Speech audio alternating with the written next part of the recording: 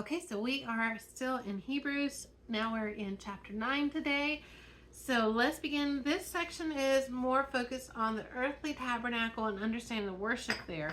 So in verse 1, now the first covenant had regulations for worship and also an earthly sanctuary. A tabernacle was set up, and in its first room were the lampstand, the table, and the consecrated bread. This was called the holy place. Behind the second curtain was a room called the most holy place, which had the golden altar of incense and the gold-covered ark of the covenant. This ark contained the gold jar of manna, Aaron's staff that had budded, and the stone tablets of the covenant. Above the ark were the cherubims of the glory, overshadowing the atonement cover. But we cannot discuss these things in detail right now. So he is not going to focus on this. I hope that maybe I can go back at some point and actually do a little bit more in-depth study of all these different pieces in the tabernacle, because it's really interesting and it gives a whole lot more depth and understanding. But again, Hebrews is saying there's a lot more things that we need to talk about right now, so we will set these aside. But these are the things that were there in the tabernacle. All shadows, all overshadowing different things. Now there are a couple things that Hebrews mentions, the author of Hebrews mentions, that are not in the Old Testament. First of all, Hebrews places the altar of incense in the most holy place, whereas it's ambiguous in the Old Testament as to where its location is. Also, Hebrews, the writer of Hebrews, says that there is a jar of manna and Aaron's budded staff that is also inside of the ark, which is not mentioned in the Old Testament. So here are things that give a little bit more detail that we didn't have before in the Old Testament. And also the ark is that mercy seat. So those are just a few little details to pick up on.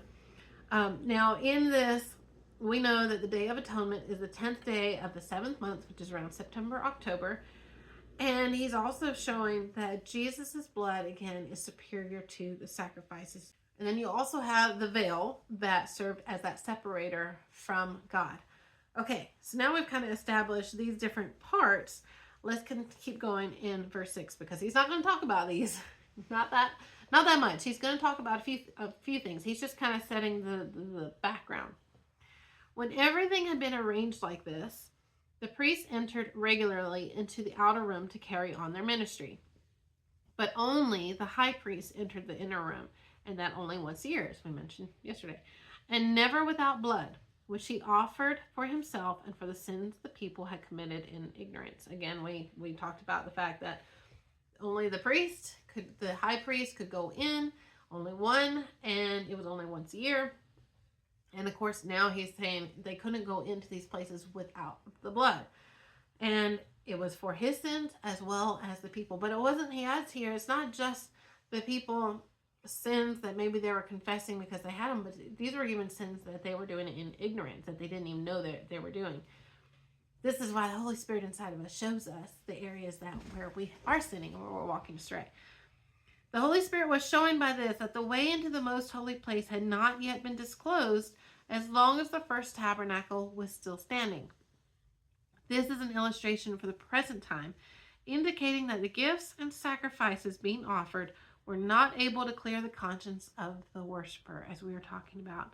They are only a matter of food and drink and various ceremonial washings, external regulations applying until the time of the new order.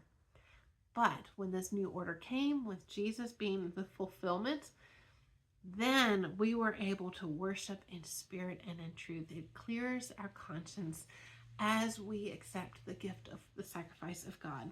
So I think I'm going to pause here. I know this is a little shorter, but the next section is kind of all together, and I want to separate these two sections. So we will pick up in chapter 9, verse 11 tomorrow and finish off the chapter.